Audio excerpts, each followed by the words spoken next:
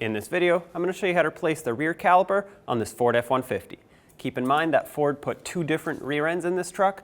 From 09 to 11 is one style, and 12 to 14 is a different type of caliper, so make sure you pick the one that fits your truck.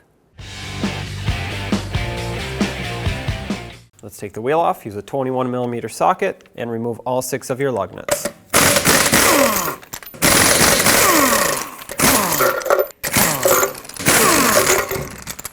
Now remove the wheel.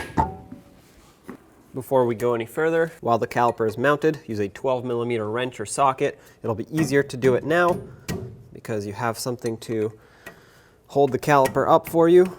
There we go. And as soon as you break it free, tighten it back up just a little bit. I know there's a little fluid coming out. The reason for this is because it's going to be a lot easier to remove it after the caliper has been dismounted from the vehicle with less pressure on this bolt. So now, let's take the caliper off. Use a 13mm wrench or socket, remove the 2 bolts that hold the caliper onto the slider pins, take them out completely. Take the caliper and set it up on top of the leaf spring over here. You don't want to put pressure on the brake hose. Now we can slide the pads out. Perfect. Set those aside safely so we can reuse them. Now use an 18mm socket and remove the 2 bolts that hold the bracket onto the axle tube. Take the top one off first. But after you take it out, leave it in a few threads so that it can hold the bracket for you as you remove the lower one. There we go. Now with both of them removed, pull them out, take the caliper bracket off and set it aside. Now take the new bracket and line it up. Let's bolt it on. Tighten these 2 up and then torque them to 122 foot-pounds.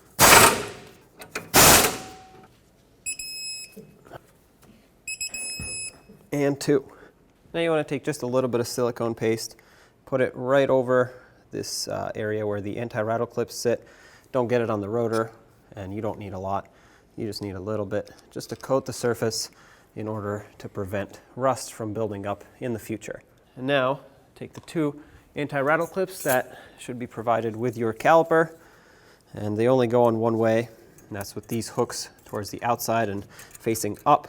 Well, up on the bottom, down on the top, and they just have to slide over. Once you line them up, if you just put pressure on them, they should hook in and snap down into place.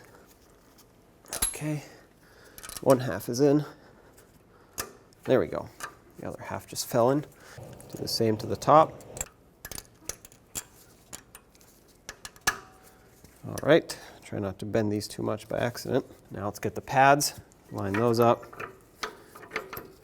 slide them in. Pads should slide in nice and smooth. If for some reason they don't, likely these anti-rattle clips are not seated all the way down and they're preventing the pads from sliding back and forth smoothly. So double check that. Before I put the caliper on, I like to take out these slider pins and add some grease to them. I have silicone paste. It is rated for brakes, which means it's resistant to high temperatures. So if you don't have that, use brake grease, something that won't melt under heat.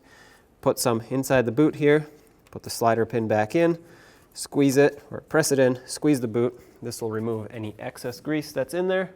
And of course, do the same to the other one. And I like to do this one at a time because as you saw, this one has a little rubber damper on it. A little bit inside here, not a lot. I'm just going to add some on top of the existing grease on this slider. Put that in, squeeze it, give it a couple twists to work that grease in, wipe off any excess. Now take the caliper, slide it over, line up the 2 bolts. There we go. Bottom them out. And then torque them to 22 foot-pounds. Now let's get the brake hose on. Now let's take the banjo bolt off of the old caliper. There we go. That washer came out. That's perfect. If it didn't, you'd want to take it off of the brake hose. Remove the other side washer with the bolt. This one is stuck on the bolt, and that's perfect. Inspect the hose to make sure it's still good. Remove the bolt with the 2 washers off of the new caliper. Leave 1 washer on the bolt and put the bolt through the hose with that washer. Then on the other side, put the other copper washer on. Make sure the hook is facing towards the caliper on the bottom of it. Thread this on. And once you're sure that it's threading on smoothly, let's snug it up with the wrench. This is now an 11 millimeter. Keep that in mind.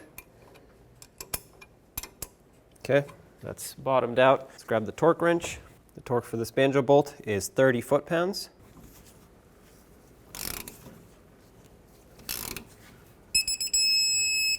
That's it right there.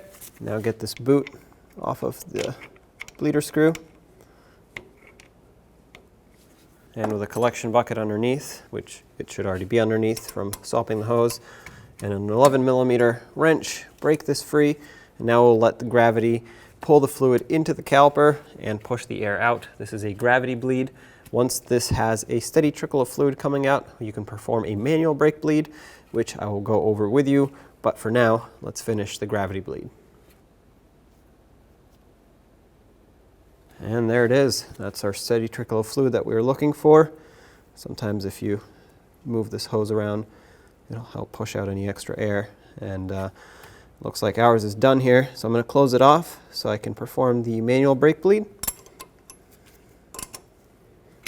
To begin your manual brake bleed, make sure that your brake master cylinder is topped off with clean fluid. Then you're going to want to have a second person in the car pumping up the brake pedal as you open and close the bleeder screw.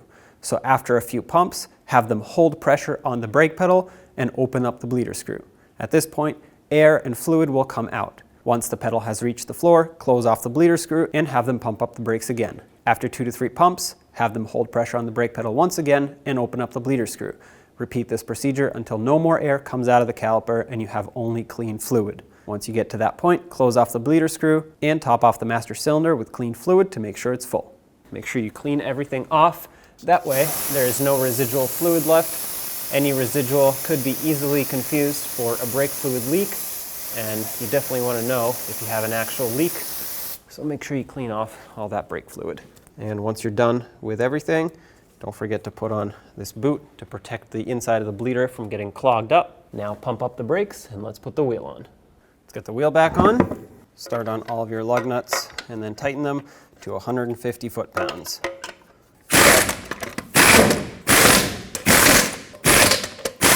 150 in a cross pattern. Here we go.